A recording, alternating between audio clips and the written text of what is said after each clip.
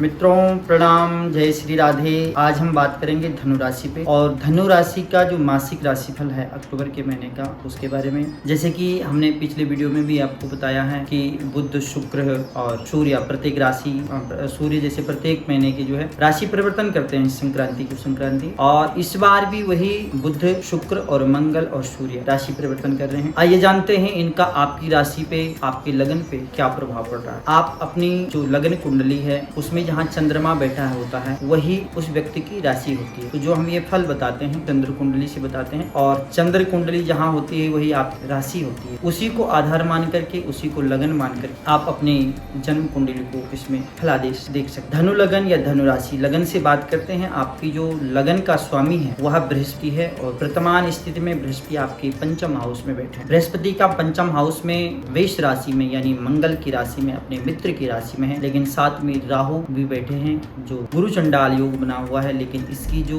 दुष्प्रभाव है उसमें धीरे धीरे करके अंशगत रूप में ढलान की ओर है। और 30 अक्टूबर को राहु भी राशि परिवर्तन कर देंगे, यानी वक्री हो जाएंगे आपके चतुर्थ स्थान यानी शुक्र भाव में। उसके बारे में हम अगले मंथ डिस्कशन करेंगे। अभी हम अक्टूबर की चर्चा कर रहे हैं, तो आपके लगन से बात कर रहे हैं। लगन का स्वामी बृहस्पति है और बृहस्पति की दृष्टि आपके लगन में है, यानी अपनी ही राशि को, अपनी ही लगन को बृहस्पति देख रहा है। साथ में राहु की भी 9वीं दृष्टि आपकी लगन में रहेगी, लेकिन राहु का जो प्रकोप है वो धीरे धीरे कम होता जा रहा है। बृहस्पति या कोई भी ग्रह अपने घर को कभी खराब नहीं करता है। इसी प्रकार से अगर अपने लगन को देख रहा, अपनी राशि को देख रहा, तो ये कभी भी अपने लगन को खराब नहीं करेगा। वो अलग बात है कि साथ में राहु थे, राहु के प्रभाव के कारण राहु इस घर को, आपके लगन को खराब कर रहा था, लेकिन अब राहु वहाँ से हट जाएगा, तो ये समय आपके लिए अच्छा रहेगा। इसमें परिवर्तन का योग दिख रहा है, लेकिन आपको स्थिर रहने की कोशिश करनी चाहिए, अपने आप में धैर्य धारण करना चाहिए। यही आपके लिए उपाय के रूप में प्रयोग में लाना होगा। अगर हम धनु भाव की बात करते हैं, धनेश की, जो धनेश जो है पराक्रम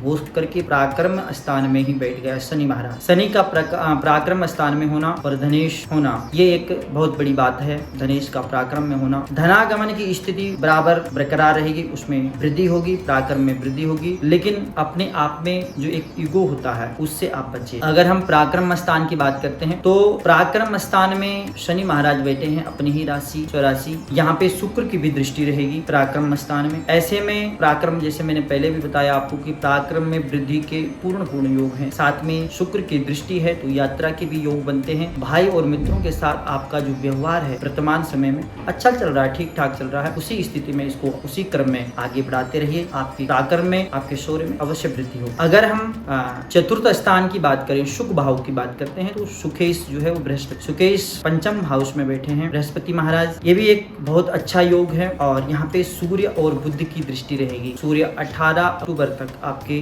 शुक्र भाव को देखेंगे, और बुध पूरे मंथ, क्योंकि बुध जो है आपके कर्म स्थान में 1 अक्टूबर को आ गए हैं। बुध और सूर्य की दृष्टि आपके शुक्र भाव में रहेगी, जिसके कारण से आपको मकान या वाहन से संबंधित जो सुख है आपको प्राप्त होने की पूरी योग है। लेकिन संसाधनों में आप लुप्त ना रहें, आपको जो आवश्यकता है उसी के अनुसार चलना चाहिए। जैसे कि इच्छाएं जो है अनंत होती है, इच्छाओं का कोई जो है आदि अंत नहीं है।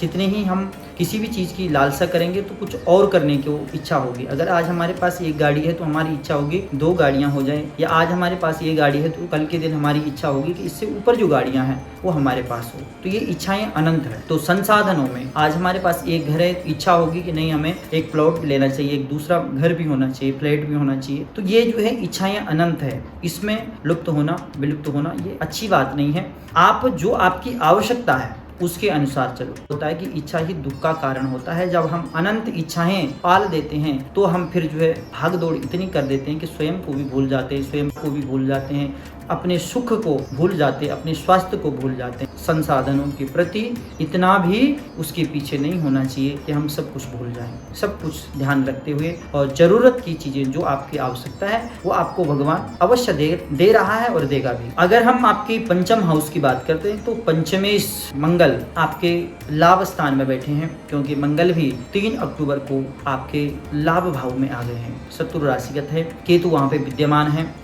केतु मंगल कल और 18 अक्टूबर के बाद सूर्य की भी दृष्टि आपके पंचम हाउस में रहेगी। बृहस्पति और राहु का एक योग यहाँ पे बना हुआ है और शनि भी तीसरी दृष्टि से आपके पंचम हाउस को देखेंगे। ऐसे में जल्दबाजी में कोई भी कदम, कोई भी फैसला ना ले। विद्यार्थी वर्गों के लिए खास करके भटकाव की स्थिति हो सकती है, इसलिए इससे बचें। और संतान सुख में पूरा वृद्धि और सुख का योग है। अगर हम आपके षष्ठम हाउस की बात करते हैं तो जो षष्ठेश शुक्र है आपके भाग्य स्थान में विचरण कर रहे हैं। यहाँ पे आपकी षष्ठम भाव में मंगल की अष्टम दृष्टि रहेगी। ऐसे में जो षष्ठम का जो स्वामी है वो शुक्र है और यहाँ पे मंगल की भी दृष्टि रहेगी। ऐसे में आपको यूरिन से संबंधित, डायबिटीज से संबंधित, कफ से संबंधित इन रोगों से आपको बच के रहना चाहिए। इनका आपको ख्याल रखना चाहिए शरीर का। और कहीं ना कहीं चोट इत्यादि या ऑपरेशन इनसे संबंधित भी आपको कुछ ना कुछ प्रॉब्लम रह सकती है, ऐसा संकेत मिल सकता है। साथ ही साथ में ये घर कर्जे का भी है, तो आपको कर्जा ना ले, क्योंकि यहाँ पे मंगल की दृष्टि है। और जैसे मैंने पहले भी बता चुका हूँ कि मंगल की दृष्टि या मंगल उस घर में होता है सिस्टम हाउस में, तो ये उस स्थान की वृद्धि करता है। और कर्जा अगर आपने एक बार ले लिया, ऐसी दशा या गोचर की, जब गोचर में मंगल की दृष्टि आपके सिस्टम हाउस में है, तो ऐसी दशाओं में आप जो कर्जा लेते हैं तो उस कर्जे के तले दबते जाते हैं। तो ऐसे समय में ना लें तो ही आपके लिए अच्छा साबित होगा। यहाँ पे शत्रु पक्ष कोई हावी नहीं है, इसमें आपको एक सुकून की स्थिति है।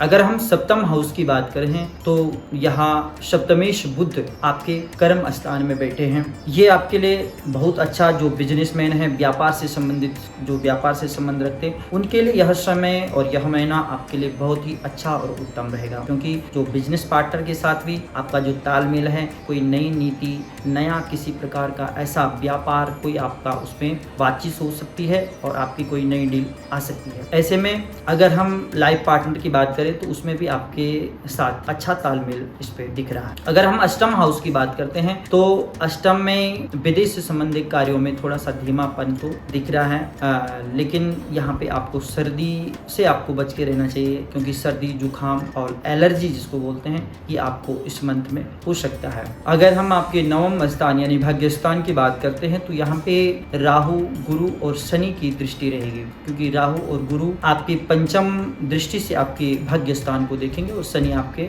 सप्तम दृष्टि से आपकी भाग्य स्थान को देखेंगे। अध्यात्म की स्थिति में थोड़ा सा यहाँ पे कमी नजर आएगी, लेकिन आप आगे बढ़िए, भाग्य आपका साथ अवश्य देगा। अध्यात्म की दृष्टि से देखा जाए तो शुक्र यहाँ पे है, ये कंफर्ट जोन की तरफ आपका झुकाव ज्यादा रखेगा, इसलिए हम ये कह रहे हैं कि अध्यात्म की दृष्टि में उसमें कमी नजर आती है। अगर हम आपके कर्म स्थान की बात करें तो दशम की जो कर्मेश बुध है वह कर्म स्थान में ही बैठ रखा है। तो यहाँ पे देखा जाए तो आपका कर्म स्थान यानी आप जो नौकरी पेशा, जो भी व्यापार जिस करते हैं, तो ये आपके लिए एक अच्छा समय है, स्थिर वाला। यहाँ पे सूर्य भी है, तो कहीं ना कहीं आपको सरकार से संबंधित जो आपको प्रॉफिट होने वाला है, वहाँ अभी एक बहुत अच्छा संयोग है और बहुत बड़ा योग। आप यहाँ पे थोड़ा सा प्रयास करें और पिता से अपने संबंधों को अच्छा रखें। कोई भी डील आपकी फंसी हुई है कई महीनों से, अगर वहाँ डील नहीं हो पा रही है, आपका पैसा कोई ले गया लेकिन वो वापस नहीं कर रहा है, आपका कोई भी ऐसा सरकार से संबंधित कोई भी काम, आपका कोई इंटरव्यू देना है, तो आप इस मंथ में आप प्रयास करें और पिता से अपने संबंधों को सुधारिए। प्रातः काल की वेला में आप पिता से आशीर्वाद लीजिए, उनके पैर छूइए,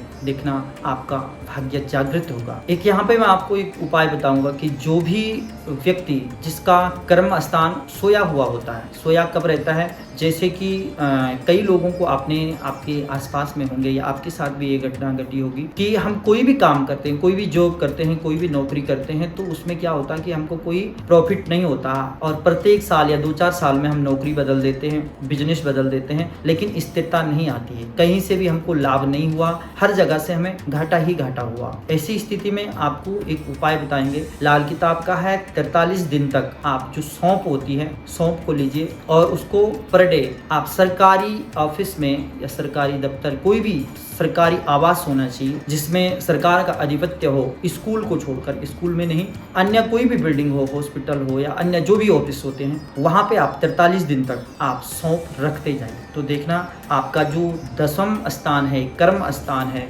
वह जागृत हो जाएगा, क्योंकि वह सोया हुआ है। इसीलिए आपको जो कर्म आप करते हैं उससे आपको कोई बेनिफिट नहीं होता है। तो आपको ये उपाय अगर 43 दिन तक विधि पूर्वक करते हैं, इसकी विधि यही है, प्रातः यानी सूर्य उदय से लेकर सूर्य अस्त के बीच में आप कभी भी कहीं भी ये उपाय कर सकते हैं। तो आपको जो फायदा है इसका अवश्य मिलेगा। आपका कर्म स्थान जाग जाएगा और आप जो भी कार्य करेंगे आपको उसी से फायदा हो जाएगा। अगर हम आपके लाभ भाव की बात करते हैं तो लाभेश जो है वो शुक्र है और वह भाग्य स्थान में बैठा है। ऐसे में राहु गुरु की भी दृष्टि आपके लाभ भाव में है। ऐसे में आप टेक्निकल फील्ड में अगर कार्यरत हैं तो वहां से आपको बेनिफिट, अच्छा प्रॉफिट होने वाला है। बाकी राहु और केतु के द्वारा जो भी आपकी जो इनकम है उसमें जो रुक रुक करके आपको चलना पड़ रहा था, खास करके 18 महीनों से ये आपको दिक्कत आ रही थी, तो इसमें आपको कमी नज़र आएगी और आपका रास्ता आगे के लिए खुल गया है समझ लो।